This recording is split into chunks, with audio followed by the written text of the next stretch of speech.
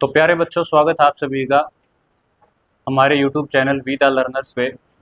इस वीडियो में हम डिस्कस करेंगे एक्सरसाइज 7.2 से पहले जितने भी एग्जाम्पल्स हैं। एग्जाम्पल 6 को ऑलरेडी हम डिस्कस कर चुके हैं। सो 7, 8, 9, 10 एग्जाम्पल को बड़े ही सिंपल तरीके से और कंसेप्ट को समझते हुए हम एग्जाम्पल्स को समझेंगे। आपके सामने है एग्जाम्पल 7। एग्जाम्पल 7 को सोल्व करने के अलग अलग मेथड्स हैं, ठीक है। आइए वन बाय वन डिस्कस करते हैं। फर्स्ट मेथड आपके सामने ये है। एग्जाम्पल 7 में वो आपसे रेशो पूछ रहा है, in what ratio does the point, ये जो पॉइंट गिवन है -4, 6, इसको नाम दे दिया हमने P, कि किस रेशो में ये जो पॉइंट है लाइन सेगमेंट AB को डिवाइड करेगा, ये इसने पूछा। तो उस रेशो का हमें पता नहीं, तो हमने रेशो मान लिया कि ये जो पॉइंट है AB को M1 रेशो M2 में डिवाइड करेगा, ये हमने मान लिया, ठीक है। फिर सेक्शन फॉर्मूला हमने अप्लाई किया। सेक्शन फॉर्मूला में ये x1 ये y1 की वैल्यू, ये xy की वैल्यू, ये x2 y2 की वैल्यू पुट की हमने। और अब यहाँ आने के बाद देखो, जब आपने सारी वैल्यूज पुट की तो ये जो 4 है x कोऑर्डिनेट, इसकी वैल्यू ये है और 6 की वैल्यू ये है, ये कोमा बीच में, ये कोमा बीच में, यानी कि दोनों को कंपेयर करो आप। ये वैल्यू किसकी होती है? एक्स कोऑर्डिनेट की, तो ये हो गई। तो ये इसके इक्वल या ये इसके इक्वल किसी भी एक वैल्यू को आप सोल्व कर सकते हो, किसी भी एक इक्वेशन को। तो आप जब इसको सोल्व करेंगे तो आपके पास यहाँ पे m1/m2 आएगा 2/7, यानी कि m1 रेशो m2 क्या हो गया? 2:7। आप इस चीज़ को वेरीफाई कर सकते हो, पेपर में करने की जरूरत नहीं है। यहाँ आप चेक कर सकते हो कि क्या हमारा रेशो बिल्कुल ठीक आया है या नहीं। कैसे? इस रेशो को इसमें पुट करो और इसको सोल्व करने पर अगर 6 आ जाता है तो आपका रेशो बिल्कुल ठीक है। तो 2 m1 की जगह पुट किया, m2 की जगह 7, इसको सिंप्लीफाई किया तो देखा 6 आया, जो कि लेफ्ट हैंड साइड के इक्वल है। राइट हैंड साइड को सोल्व करने पर लेफ्ट हैंड साइड दोनों बराबर आ रहे हैं, तो दैट मीन्स जो रेशो निकला है वो हमारा बिल्कुल ठीक है। यहाँ तक हमारा ये सम हो जाता है। ये तो है तरीका एक। जो दूसरा तरीका है उसमें क्या है कि रेशो m1 m2 की बजाय हम क्या मान लेते हैं? k:1। क्या मान लेते हैं? k:1। Let the ratio B k:1, ये मान लिया हमने। अब सेक्शन फॉर्मूला यूज करो। यूजिंग सेक्शन फॉर्मूला, जो कोऑर्डिनेट्स हैं पॉइंट P के वो किसके इक्वल होते हैं? फिर से नीचे भी k+1, ये y कोऑर्डिनेट के लिए है तो y2 और y1, ये फॉर्मूला होगा। अब इसमें वैल्यूज पुट करो आप। xy की वैल्यू ऑलरेडी गिवन है, कितनी है? -4, 6 के। x2 कितना है? 3 प्लस x1 -6 और k+1 कोमा y2 की वैल्यू -8 तो -8k, y1 की value 10 plus 10 divide by k+1, ये आ गया। कंपेयर करो और किसी भी एक के सोल्व करो, या x कोऑर्डिनेट को या y को। तो -4 is equal to 3k plus minus क्या होता है? -6k+1, एंड जो 6 है वो इसके इक्वल है, is equal to -8k plus 10 divide by k+1। किसी भी एक को सिंप्लीफाई करो, बताओ किसको करना है? इसको। k+1 को इधर ले आओ तो -4 into k+1 is equal to 3k -6। Multiply करो, -4 into k -4k -4 3k -6, 3k इधर आके माइनस का टोटल -7k, ये उधर जाके प्लस का तो -2, माइनस से minus cancel, k is equal to 2/7। क्या आया? 2/7। अब k 2/7 है, इसको मैं ये भी तो लिख सकता हूँ k/1, लिख सकता हूँ। तो इट इम्प्लाइज जो मेरा रेशो है K/1 वो क्या आ गया 2/7। यहाँ भी क्या आया था 2/7। तो किसी भी मेथड से आप इसको सिंपलीफाई कर सकते हो। क्लियर है। अच्छा जो थर्ड मेथड है वो क्या है, आपके पास तीनों कोऑर्डिनेट्स हैं, तीनों कोऑर्डिनेट्स हैं, आपको इसका रेशो निकालना है कि ये किस रेशो में ये पॉइंट इस लाइन सेगमेंट को डिवाइड कर रहा है, यही तो निकालना है। अगर मान लो ये पूरा 10 सेंटीमीटर का है, मैं कह दूं ये यहाँ 2 है और यहाँ 8 है, तो इसका रेशो आप आसानी से निकाल पाओगे। कब? जब आपको पता चला है भाई यहाँ से यहाँ तक 2 है और यहाँ से यहाँ तक 8 है, तो 2/8 कर दोगे, आसानी से निकल जाएगा। ठीक है।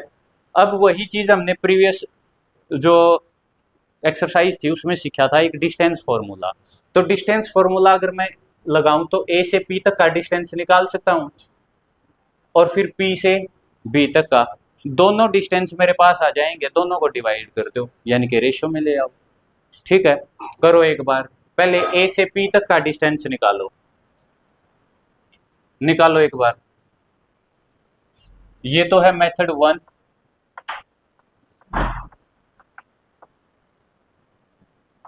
ये है मेथड 2 और मेथड 3 है by using distance formula, by using distance formula. तो डिस्टेंस फॉर्मूला यूज करके ए और पी इनका डिस्टेंस बताओ एक बार, बताओ डिस्टेंस बताओ।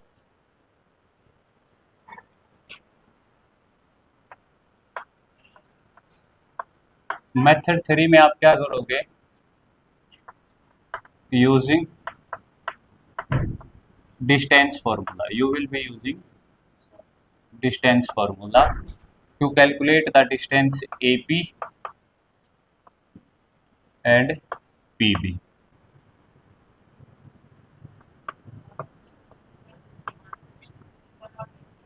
-4 + 6 कितना हो गया 2, 2 का स्क्वायर 4 प्लस 10 में 6 गए 4, 4 का स्क्वायर 16 -4 का भी यही होगा, डिवाइड बाई 4 3 7 49 प्लस 8 और 6 14 का स्क्वायर, 14 का स्क्वायर कितना होगा,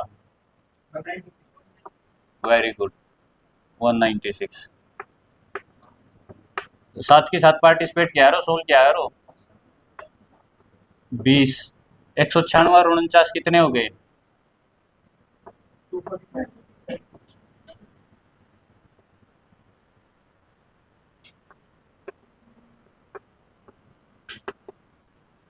अब 20 के फैक्टर्स करो।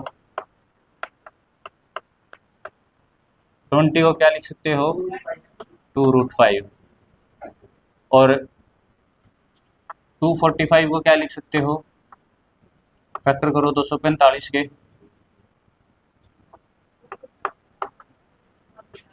7√5, √5 से √5, AP/PB इज इक्वल टू 2/7, या बोल सकते हो AP/PB इज इक्वल टू 2/7। ये आ गया आंसर हमारा। सो कोई भी मेथड आप जो है यूज कर सकते हो। ठीक है, सेक्शन फॉर्मूला में M1/M2 मान के, फिर अगेन सेक्शन फॉर्मूला में K/1 मान के, या फिर आप डायरेक्ट डिस्टेंस फॉर्मूला यूज कर सकते हो रेशो फाइंड आउट करने के लिए। बात आई समझ में, समझ में आया भाई, क्लियर है। ठीक है। अच्छा, जिसको ये चीज़ें निकालने में प्रॉब्लम आ रही है वो अपनी कंसेप्ट वाली प्रीवियस वीडियो देख ले। ठीक है, ये चीज़ें क्लियर हो जाएंगी। एग्जाम्पल 7 को हमने 3 तरीके से सोल्व किया। जो तीसरा तरीका है डिस्टेंस फॉर्मूला जो हमने लगाया है, उसमें कंडीशन क्या होनी चाहिए कि जो तीनों पॉइंट्स हैं वो कोलिनियर होने चाहिए। कोलिनियर मतलब कि वो एक ही लाइन पे लाई करते हैं। ठीक है, तभी हम डिस्टेंस फॉर्मूला लगा सकते हैं, तो उस चीज़ का ध्यान रखें। फिर एग्जाम्पल 8 में क्या बोला गया है, find the coordinates of the points of trisection of the line segment joining the points A and B. A point ये है, बी पॉइंट ये है, इस पॉइंट को ये एक लाइन सेगमेंट ज्वाइन कर रहा है, इस पे ट्राई सेक्शन हो रहा है, बाई सेक्शन का मतलब होता है दो इक्वल पार्ट्स में डिवाइड होना, ट्राई सेक्ट का मतलब है तीन इक्वल पार्ट्स में डिवाइड होना। अगर कोई इसको, अगर मैं बोलता कि बाइसेक्ट कर रहा है इसको कोई पॉइंट, तो आप क्या मानते हैं बाइसेक्ट में कि वो बिल्कुल दो इक्वल पार्ट्स में डिवाइड कर रहा है और वो उसका मिड पॉइंट होता, तो डायरेक्ट आप मिड पॉइंट फार्मूला लगा के इसको सोल्व कर सकते थे।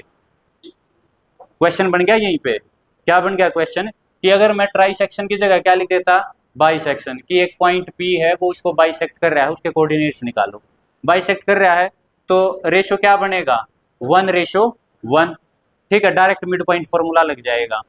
अब ट्राइसेक्ट कर रहा है, तीन इक्वल पार्ट्स में बांट रहे हैं, अब तीन इक्वल पार्ट्स में एक पॉइंट तो बांट नहीं सकता, तो कितने पॉइंट्स होंगे, दो, एक ये हो गया और एक ये हो गया, एक पी एक क्यू, यानी कि ये तीनों इक्वल पार्ट्स में बट गए। अब ये कह रहा है कि इनके कोऑर्डिनेट्स निकाल लो, find the coordinates of the points, उन पॉइंट्स के of trisection of the line segment joining A and B, इनके कोऑर्डिनेट्स निकालने पी एंड क्यू के। बात आई समझ में, ठीक है। तो ये है स्टेटमेंट, मेरे ख्याल से क्लियर होगी। हमने उन पॉइंट्स के नाम लिए, let P and Q be the points of trisection of A B, तो ये पॉइंट्स हैं। अब जब ये ट्राइसेक्शन के पॉइंट हैं तो इसका मतलब ए पी किसके इक्वल है, पी क्यू के, और पी क्यू किसके इक्वल है, क्यू बी के, यानी कि तीन इक्वल पार्ट्स हमारे पास आ गए, A P P Q Q B, तीनों इक्वल हो गए, ठीक है।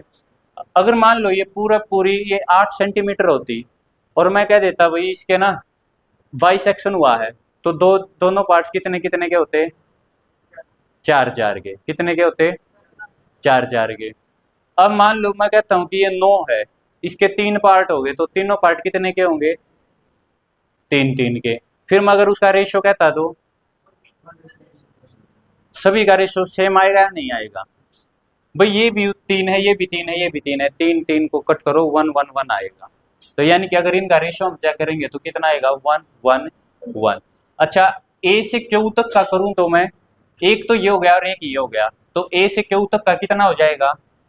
अगर मैं आपसे पूछूं ए क्यू रेशो क्यू बी, यहां ध्यान दे, अगर मैं पूछूं ए क्यू रेशो क्यू बी, तो ए क्यू में 2 पार्ट्स आ गए, यानी कि 2:1। अगर मैं पूछूं A P ratio P B, A P ratio P B 1:2, बात आ रही है समझ में, आ रही है समझ में, ठीक है। यही सवाल हो गया, अगर ये बात समझ में आ गई तो क्यू को भूल जाओ एक बार, सिर्फ ये याद रखो कि एक पी पॉइंट है और ए बी लाइन सेगमेंट है, तो P point A B line segment को किस उसमें बांट रहा है, ए पी तो हो गया 1 और पी बी हो गया 2, 1:2 में लिखो फिर और करो सोल्व, सेक्शन फॉर्मूला लगाओ।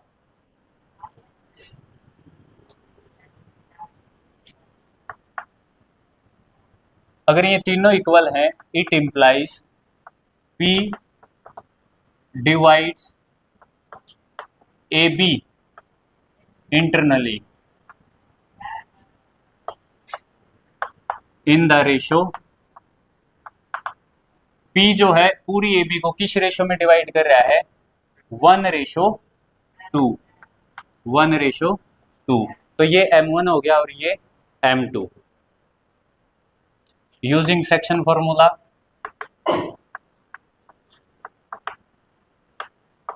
सेक्शन फॉर्मूला का यूज करते हुए कोऑर्डिनेट्स ऑफ P क्या हो जाएंगे, is equal to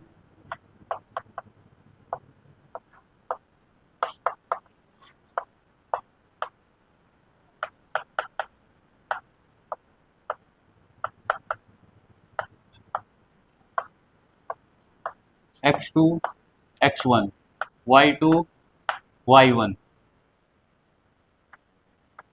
values put करो, एक्स वाई की हमें निकालनी है, m1 कितना हो गया 1, x2 -7, तो ये हो गया -7 प्लस m2 2 हो गया, x1 2 2 2 जा 4, 7 माइनस का है 4 प्लस का है, कितना हो गया -3 बाई 2 + 1 3, ये हो गया -1। फिर m1 1 है, y2 4 है, ये हो गया 4 प्लस y1 कितना हो गया -2, तो ये हो गया -2 और -2, m2 कितना है 2 है ना, और y1 -2, तो ये हो गया -4 और 3, 4 में 4 गया, 0/3 क्या होगा 0, तो ये कोऑर्डिनेट्स आ गए -1, 0, इसके ये कोऑर्डिनेट्स आ गए। ठीक है, तो P के कोऑर्डिनेट्स आ गए हमारे पास -1, 0। अब Q के निकालने के दो तरीके बन गए यहाँ से, या तो आप डायरेक्ट जैसे P को हमने चेक किया कि AB को किस रेशो में बांट रहा है 1:2 में, ऐसे ही आप Q को चेक करो AB को किस रेशो में बांट रहा है। Q की अगर मैं बात करूँ तो यहाँ से यहाँ तक 2 और ये 1, 2:1 में लगाओ सेक्शन फॉर्मूला। या फिर इससे भी और छोटा क्या हो जाएगा, Q जो है ये देखो तीनों इक्वल पार्ट है, तो Q PB का मिड पॉइंट नहीं है, ये भी 1:, ये भी 1:, है, तो Q जो है मिड पॉइंट है PB का, Q is the mid point of, किसका मिड पॉइंट है PB का, तो मिड पॉइंट फॉर्मूला लगाओ direct, therefore coordinates of Q, Q के क्या कोऑर्डिनेट्स बन जाएंगे -1 प्लस -7 करो /2, फिर 0 + 4 /2, तो -7 और ये -8, 2, 4 और 4/2 2, तो कितना है आंसर -4 और 2, तो Q के कोऑर्डिनेट्स क्या आ गए -4, 2।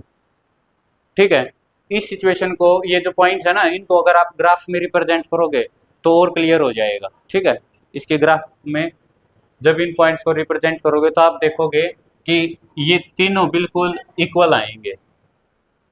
बात आई समझ में, आ गया है समझ में किस तरीके से किया, आया समझ में। ट्राई सेक्शन का मतलब क्या बताया, 3 इक्वल पार्ट्स में।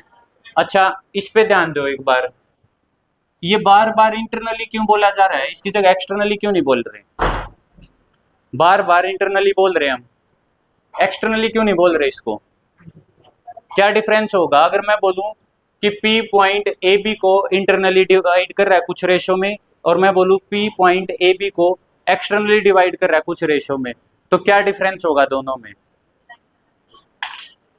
दोनों में क्या डिफरेंस होगा।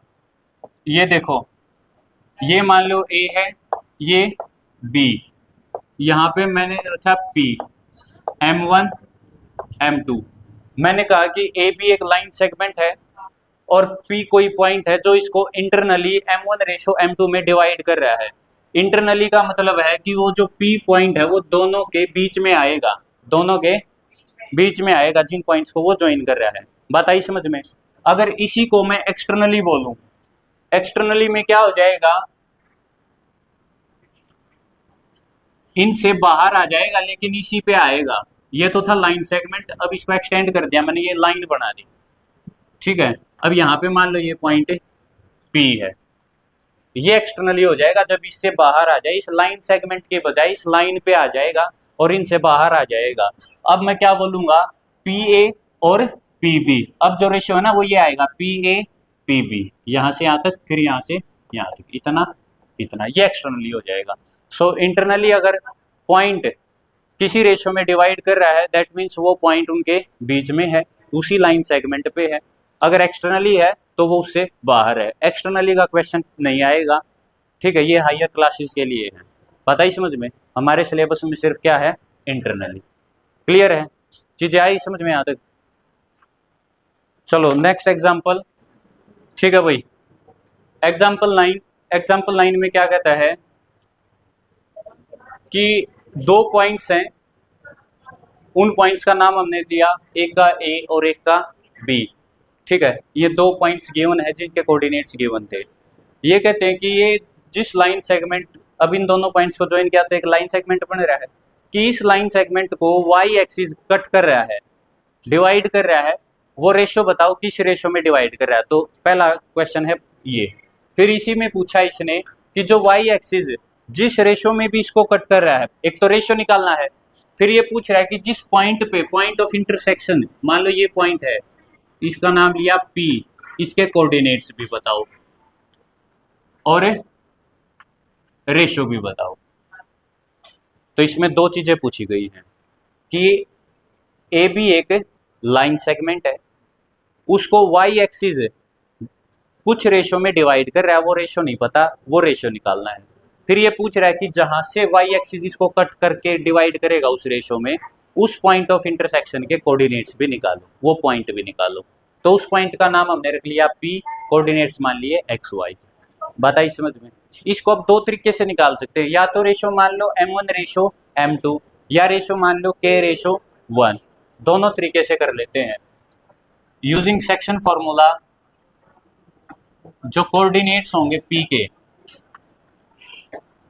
कोऑर्डिनेट्स ऑफ P, अच्छा जो P पॉइंट है वो किस पे लाई कर रहा है? वाई एक्सिस पे। किस पे? इसको ये मत समझना कि ये एक्स एक्सिस ये वाई एक्सिस ना, ये तो ए बी तो एक लाइन सेगमेंट है।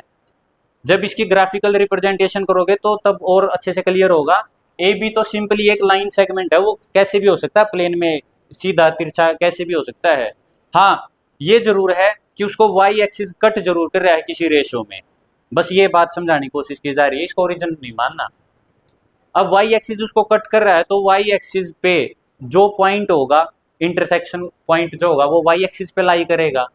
वाई एक्सिस पे एब्सिसा की वैल्यू क्या होती है? 0। तो इस पे ये तो वैल्यू हमारे पास आ गई, ये कितनी होगी? कितनी होगी? 0। तो ये पॉइंट क्या हो गया? 0 वाई। बात आई समझ में? भाई वाई एक्सिस कट कर रही है तो वाई एक्सिस पे ये तो वैल्यू 0 होती है, ठीक है। अगर मान लो ये भी समझ में नहीं आ रहा तो इतना तो समझ में आता ही होगा, भाई वाई एक्सिस पे एब्सिसा 0 होता है तो कोई भी पॉइंट वाई एक्सिस पे इस फॉर्म का होगा, उसके कोऑर्डिनेट्स निकालने हैं। ए बी लाइन सेगमेंट है तो M1 पता नहीं हमें, ठीक है। X1, अच्छा M1 plus M2, M1 plus M2, M1 plus M2, M1 plus M2, M1 के साथ मल्टीप्लाई X2 की। X2 कहाँ है? वो रहा, कितना है?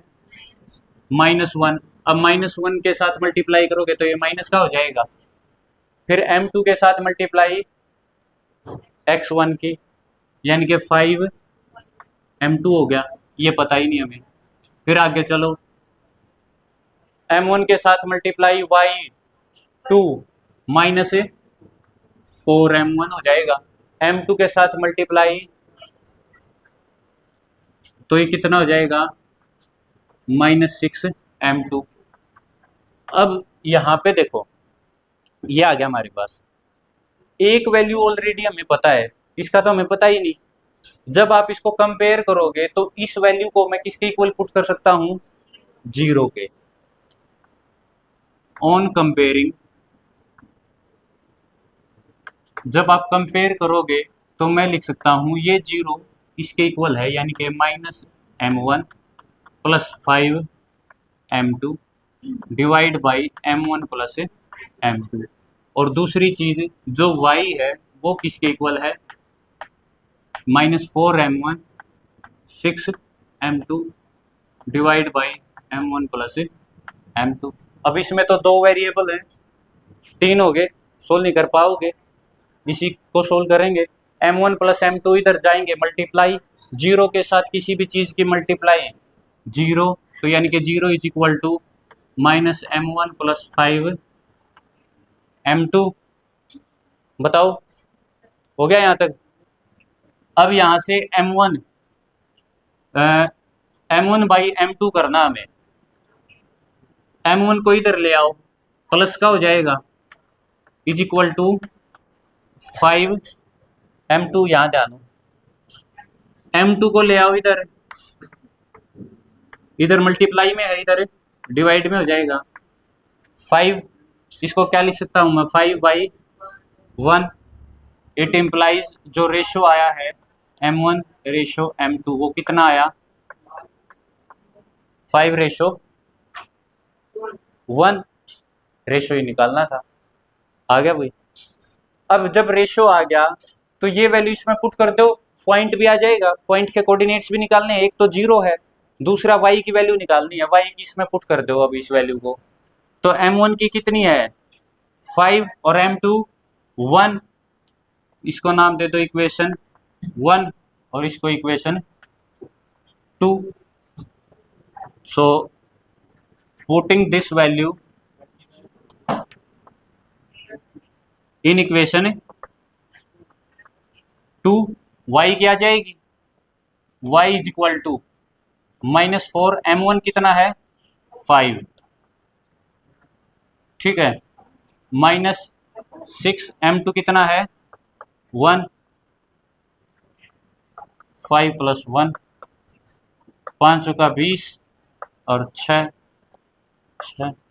26, 6 कितने पे कटेगा ये, 2 × 6 13/3 आया, यही है, ठीक है।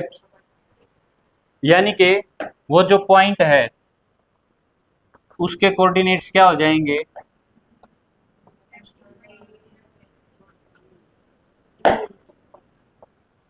P के कोऑर्डिनेट्स क्या हो जाएंगे 0,13/3।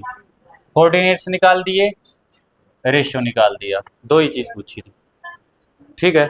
इसी सम को आप K/1 मान के भी कर सकते हो, प्रीवियस एग्जांपल में समझाया था ना, कर लोगे K/1 मान के, पक्की बात है, ठीक है। Next example, last example, if the points A B C D are the vertices of a parallelogram, एक पैरेललोग्राम के वर्टिसेस हैं ये, बनाओ पैरेललोग्राम,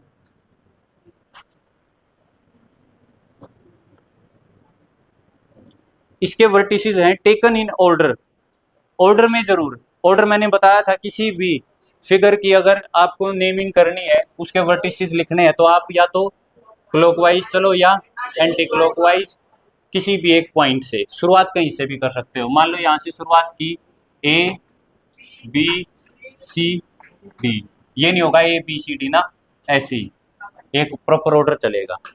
तो A है 6,1, B 8,2, C 9,4, D P3, ये है भाई।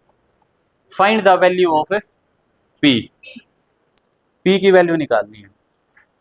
अब ध्यान दे, पैरेललोग्राम आपको गिवन है, पैरेललोग्राम की प्रॉपर्टीज क्या होती हैं, opposite sides parallel and equal. Next property diagonals के बारे में, डायगोनल्स इक्वल नहीं होते, जो जनरल पैरेललोग्राम होगा, मेरे को पता था यही गलती करोगे, अगर पैरेललोग्राम की बात की जा रही है डायगोनल्स बाइसेक्ट जरूर करेंगे, पैरेललोग्राम में डायगोनल एक दूसरे को बराबर हिस्सों में जरूर बांटेंगे एक दूसरे को, लेकिन वो दोनों एक दूसरे के इक्वल नहीं होंगे। इक्वल होंगे तो किस केस में होंगे, या तो स्क्वायर की फॉर्म में या रेक्टेंगल। रेक्टेंगल और स्क्वायर क्या है, पैरेललोग्राम ही तो है वो भी, तो उन दोनों के केस में डायगोनल्स इक्वल भी होंगे और बाइसेक्ट भी करेंगे, ठीक है। हाँ, स्क्वायर के केस में बाइसेक्ट भी करेंगे, लेकिन 90 डिग्री के एंगल पे बाइसेक्ट करेंगे, रेक्टेंगल के केस में वो भी नहीं करेंगे। बात आई समझ में। और जब जनरल पैरेललोग्राम की बात की जा रही है तो एक ही मेन प्रॉपर्टी रहती है कि जो डायगोनल्स हैं वो एक दूसरे को बाइसेक्ट करते हैं, वो जरूरी नहीं है इक्वल हो, ठीक है। अगर इसकी जगह रेक्टेंगल होता ना तो इक्वल हो जाते, फिर आप डायरेक्ट अपना फॉर्मूला लगा देते कि डायगोनल्स, ये डायगोनल इसके इक्वल है, डिस्टेंस फॉर्मूला से भी सोल्व कर सकते थे उसको, दोनों डायगोनल्स को इक्वल पुट करके डिस्टेंस निकाल देते हैं दोनों डायगोनल्स का। अब यहाँ पे दोनों इक्वल तो नहीं है, ठीक है। तो जो प्रॉपर्टी है डायगोनल की मेन, सॉरी पैरेललोग्राम के डायगोनल की जो मेन प्रॉपर्टी है वो क्या है, इसको याद रखना बिल्कुल। Diagonals of a parallelogram bisect each other.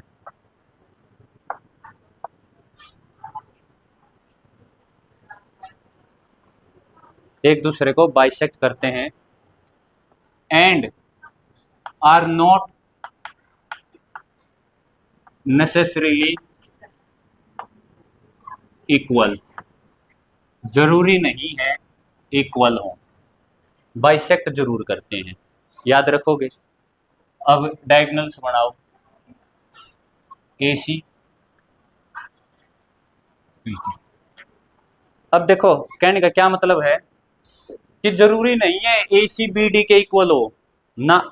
हाँ ये जरूर है कि ये इसको इक्वल पार्ट्स में डिवाइड कर रहा है, यानी कि ये वाला पार्ट इसके इक्वल होगा और ये इसके इक्वल होगा। बात आ गई समझ में, यहीं से क्वेश्चन सोल्व होगा। अब जब ये पार्ट, बेटा यहां ध्यान दो, ये पार्ट इसके इक्वल है तो ये इसका मिड पॉइंट हुआ या नहीं, AC का मिड पॉइंट हुआ या नहीं, है P। अच्छा ठीक है भाई, ये इसके इक्वल है तो क्या BD का मिड पॉइंट होगा या नहीं होगा। तो क्या मैं ये बोल सकता हूं mid point of AC is equal to mid point of BD, दोनों का मिड पॉइंट है। Let P be the mid point and let P be the mid point. Clear है यहां तक, क्लियर है भाई। अब देखो AC का मिड पॉइंट फॉर्मूला लगाओ, मिड पॉइंट फॉर्मूला लगाओ, x1 plus x2 divide by 2, y1 plus divide by 2। BD में भी x1 plus x2 divide by 2, y1 2। 6 और 9 बटे 2, 5 बटे, ये भी कोऑर्डिनेट्स हैं P के और ये भी P प्लस 8। अब इसको 8P मत कर देना, 8P कब होता जब P की मल्टीप्लाई होती, ठीक है। 2, ये हो गया 5 बटे 2। अब कंपेयर करो, ये भी P का x कोऑर्डिनेट है, ये y है, ये भी x है, ये y है, ये मतलब इसके इक्वल होगा, ये किसके इक्वल होगा, इसके इक्वल, और ये y इसके इक्वल। तो लिखेंगे ऑन कंपेयरिंग, जब आप कंपेयर करते हो तो 15/2 is equal to P plus 8/2। यहां भी है यहाँ भी है, दोनों डिनोमिनेटर में है, कट गया। अब 15 8 इधर आएगा तो माइनस का 15 में से 8 गए, P की वैल्यू कितनी आ गई 7, तो यानी कि ये आ गया 7,3। क्लियर है भाई, चीजें क्लियर हैं यहाँ तक, बोलो। अच्छा ऐसा पैरेललोग्राम बताओ जिसके डायगोनल्स इक्वल होते हैं, रेक्टेंगल एंड स्क्वायर। ऐसा पैरेललोग्राम जिसके डायगोनल्स 90 डिग्री पे बाइसेक्ट करते हैं स्क्वायर। क्या रेक्टेंगल के करते हैं, नहीं। तो इंटरनली और एक्सटर्नली जो डिवाइड करते हैं उनका पता चल गया कि अगर मैं बोलता हूं कि इंटरनली डिवाइड कर रहा है पॉइंट P A B को, तो दैट मीन्स वो उनके बीच में लाई करता है। एक्सटर्नली मीन्स उनसे बाहर, बट उसी लाइन पे, लाइन सेगमेंट की बजाय लाइन पे लाई करता है पॉइंट P, ठीक है। फिर हमने डिस्टेंस फॉर्मूला, डिस्टेंस फॉर्मूला क्या होता है, दो पॉइंट के बीच डिस्टेंस निकालने के लिए रूट x2 माइनस x1 का square plus y2 minus y1 का स्क्वायर। फिर उसके बाद हमने सीखा सेक्शन फॉर्मूला। सेक्शन फॉर्मूला में क्या है, सेक्शन में बट गया कुछ रेशो में, वो रेशो K/1 लेके आप कर सकते हो, या आप M1/M2 लेके कर सकते हो। ठीक है, तो पॉइंट P, मान लो AB कोऑर्डिनेट्स को, सॉरी AB लाइन सेगमेंट को अगर डिवाइड कर रहा है M1/M2 में, तो उसके कोऑर्डिनेट्स निकालने के लिए हम किसका यूज करेंगे? Section formula. सेक्शन फॉर्मूला का दो तरीके से यूज होगा, उस पॉइंट के कोऑर्डिनेट्स निकालने के लिए, साथ ही रेशियो निकालने के लिए। तो कोऑर्डिनेट्स निकालने के लिए क्या है section formula? M1 into x2 plus M2 into x1 divide by M1 plus M2, comma ये तो हो गया x की वैल्यू, फिर y2 की क्या होगी? M1 y2 plus M2 y1 divide by M1 plus M2। K/1 में M1 M2 की जगह ये वैल्यू पुट कर दोगे, M1 की जगह K पुट कर दो और M2 की जगह 1, सेम फॉर्मूला बन जाएगा। मिड पॉइंट फॉर्मूला क्या है कि अगर इक्वल रेशियो है, मिड पॉइंट है वो उसका, तो x1 plus x2 divide by 2, y1 plus y2 divide by 2, ये हो गया मिड पॉइंट फॉर्मूला। कोई भी पॉइंट x एक्सिस पे लाई करता है तो उसके कोऑर्डिनेट्स क्या होंगे? x, 0। कोई भी पॉइंट y एक्सिस पे लाई करता है तो उसके 0, y। तो इस चैप्टर में ये सारी चीजें हैं। एक्सरसाइज अब 7.2 को सोल्व करना है। जो प्रॉब्लम आए कमेंट सेक्शन में बता दें, उसको सोल्व कर लेंगे। ठीक है, तो यहाँ पे ये चैप्टर का कंसेप्ट विद एग्जांपल जो है हम कवर कर चुके हैं। Thank you, keep watching. हंसते रहो, मुस्कुराते रहो, देखते रहो वी द लर्नर्स। ठीक है भाई, करिए भाई।